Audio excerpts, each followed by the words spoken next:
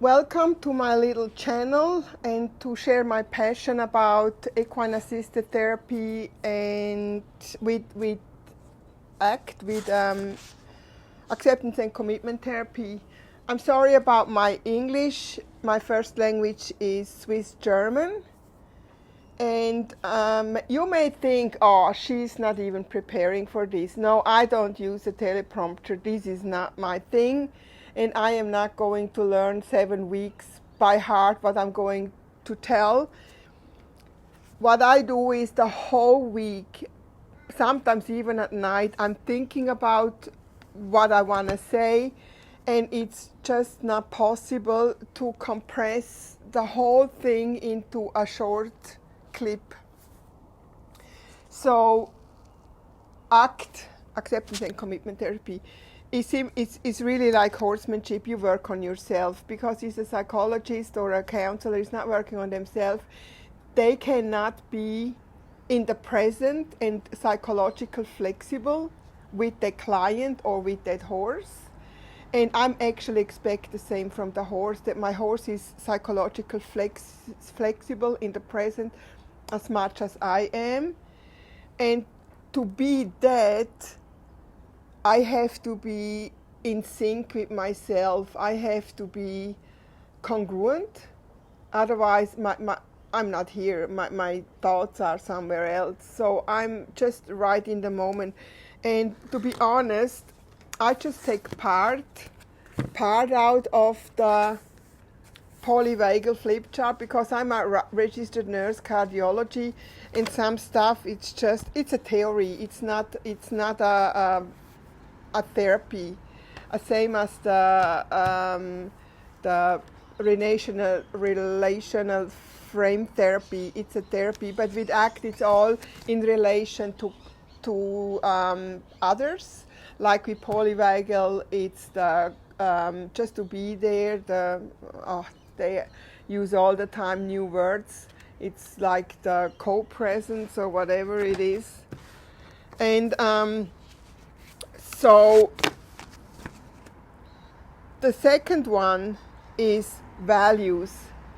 I mean, this is huge. I help people to find their values with children, little children, teenagers, families, and just single persons, because a value is something that we are living. I hope we are living as per our values, and if our values are taken away or they cross boundaries, we are getting unwell. We are not happy. So with psychological flexibility, that's a goal. Congruence is a goal. But values, that's something that is evolving, and they can be learned, and it comes from inside out. Nobody can push values on me. So if I'm a vegetarian, nobody puts meat on me, or I love steaks, so nobody can say devaluing me because I love steaks. You know what I mean? So everybody has their inset values, and they can be changed or they can be, corrected, but then they are the core values, and core values usually they do not change. So that's more like a moral compass. So what do I mean with a moral compass? See, this is the whole week I'm preparing, and then it comes out different. So core values are our moral compass.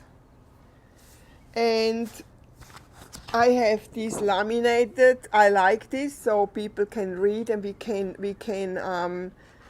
go to the horses after that. But in these videos, I'm saying what I'm doing and why I'm doing it, but I do not tell how I'm doing it. So it says your values are the beliefs and principles that you believe are important in the way that you live and work. they should determine your priorities and guide your decisions and the way you act towards others. How important is this in families and businesses? When the things that you do and the way that you behave match your values, life is usually good. So we're back to the polyvagal ventral state. We are back to congruency. We are just back to having a good life and flourishing. And this is what I want with people. And one core value is this one. Honesty is not something you do. Honesty is who you are. So they are all, it's honesty, integrity, not lying, not taking advantage of other people. You know, they are all core values. And the core values are forming a character. And so with the kids and even now with adults, I have a big heart. And so when we're talking about values and core values, and we're talking about the horses have values too. And as you can see, that's all bleached because I have it for years. I'm doing this for years because it's in my heart. It's the moral compass that a person needs to have. And because the moral compass is like you have the north on a compass, on the GPS, the home. So when you have set your north, when you have set your home, then when you get lost, you always find your way back. And this is very, very important for young people. You know, they can get lost with peer pressure, they can get lost somewhere, but they always find their way back because they have set their north. So people can set a bad north, like stealing, rioting, doing harm to others, and you know, all that stuff that's happening, kids in the detention or what that's called center.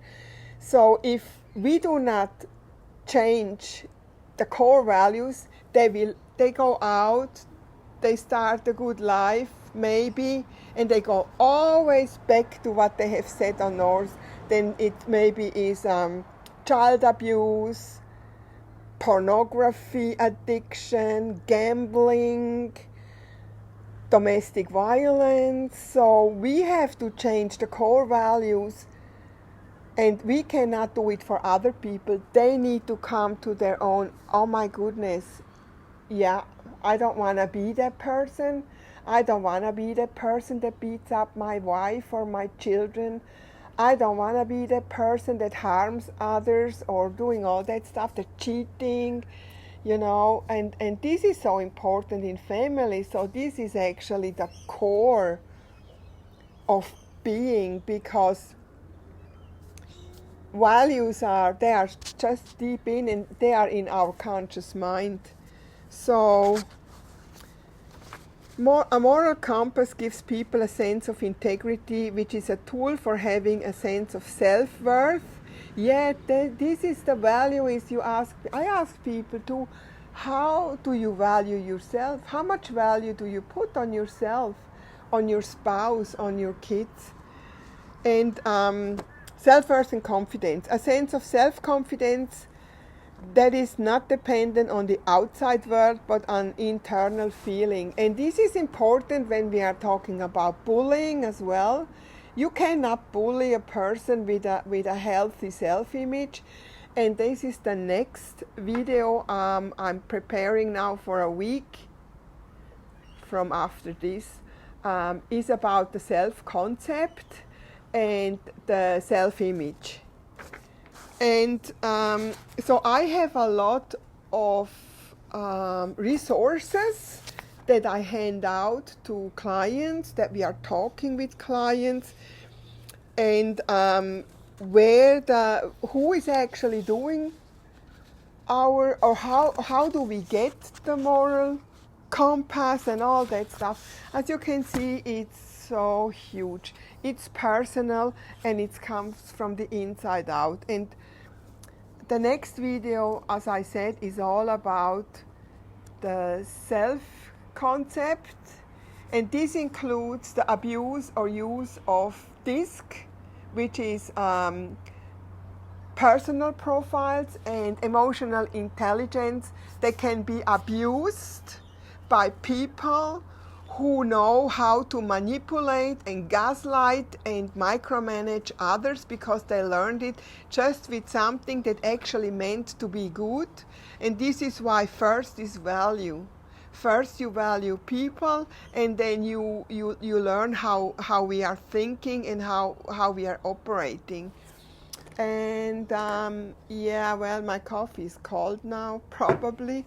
But I hope that helps. And if you like the video, put a like or subscribe, because after that I would like to create something like a community or something, a subscription to show this theory, how that works with horses and with people integrated. And if you, and or as Ray Hunt says, if the shoe fits, wear it. If not, I was not talking to you anyway. So that's plain and straight from the heart by Ray Hunt. Thank you very much. Bye.